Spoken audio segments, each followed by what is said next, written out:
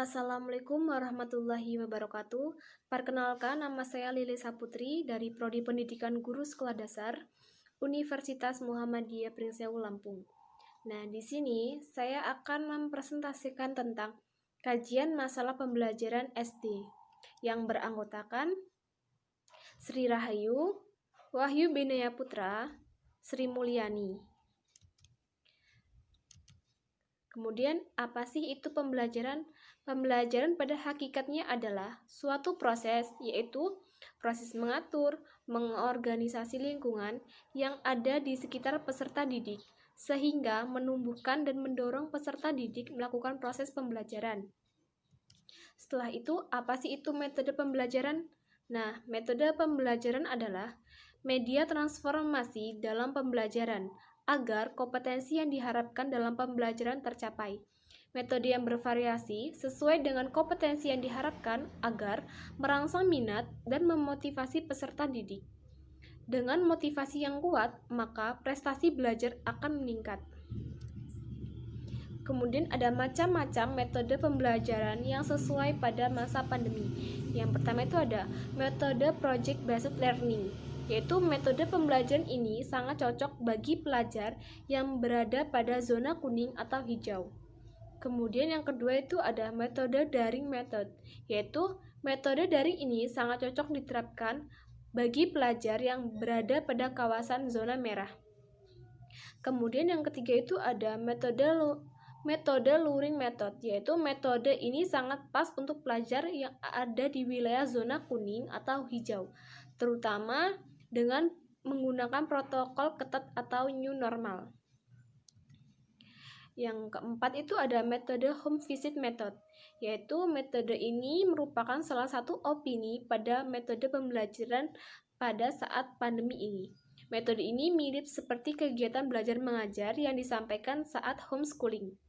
Dan yang kelima itu ada metode blended learning, yaitu metode yang menggunakan dua pendekatan sekaligus.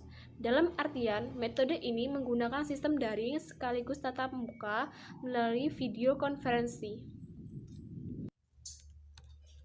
Kemudian masalah pembelajaran yang dialami oleh pendidik, siswa, dan orang tua pada saat pandemi. Yang pertama itu ada guru atau pendidik. Nah, mereka dituntut untuk memberikan pengajaran yang efektif dan sesuai dengan peserta didik agar pembelajaran selama daring bisa berjalan dengan lancar. Selain itu, memotivasi dari siswa dalam pembelajaran yang dilakukan secara daring menjadi hal yang lebih utama karena mereka lebih dituntut untuk bisa mandiri. Kemudian yang kedua itu ada siswa atau peserta didik. Nah, berdasarkan data tadi, masih banyak siswa atau peserta didik yang tidak bisa belajar jarak jauh. Hal ini karena beberapa daerah masih terkendala oleh listrik, akses internet, dan pembelajaran luring offline masih terbatas.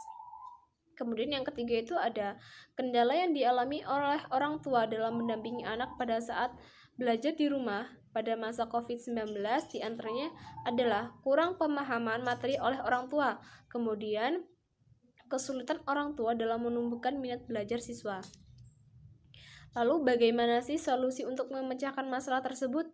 Nah, untuk mengatasi permasalahan dalam pembelajaran online selama pandemi ini, baik itu kepada pendidik, orang tua, maupun siswa, kita bisa menggunakan metode luring method, yaitu metode pembelajaran yang dilakukan secara tatap muka dengan memperhatikan zonasi dan protokol kesehatan yang berlaku. Dalam metode satu ini, peserta didik akan diajar secara bergilir atau shift model untuk menghindari kerumunan. Metode ini juga dirancang untuk menyiasati penyimpangan kurikulum agar tidak berbelit saat disampaikan kepada siswa. Metode ini juga baik untuk peserta didik yang orang tuanya kurang memiliki sarana dan prasarana yang mendukung untuk sistem belajar daring dan kendala lainnya yang dialami oleh orang tua.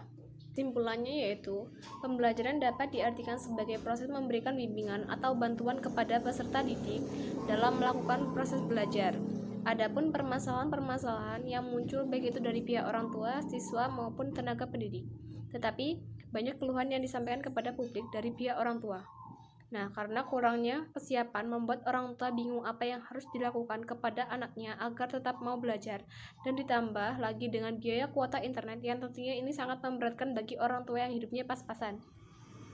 Nah, dari anak didik juga kadang merasa bosan jika harus di rumah karena mereka tidak bisa bermain atau bersosialisasi dengan teman-temannya. Dan begitupun untuk pendidik, tidak bisa mengontrol secara langsung perkembangan peserta didik. Oleh karena itu, dari permasalahan yang ada selama pandemi ini, kami menyimpulkan metode yang paling efektif untuk mengatasi pembelajarannya yaitu menggunakan metode Lurie Method. Baiklah, mungkin itu saja yang dapat saya sampaikan. Saya akhiri, wassalamualaikum warahmatullahi wabarakatuh.